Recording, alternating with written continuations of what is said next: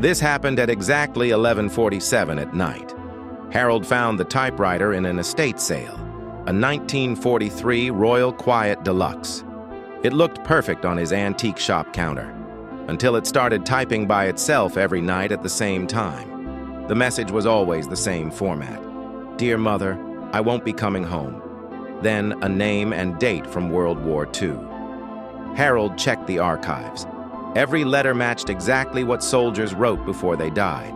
Then the typewriter started producing newer letters, car accidents, heart attacks, all real final messages, written days before people actually died. Last night, Harold found a fresh letter. "Dear Sarah, I won't be coming home tomorrow." It was signed with his own name, today's date.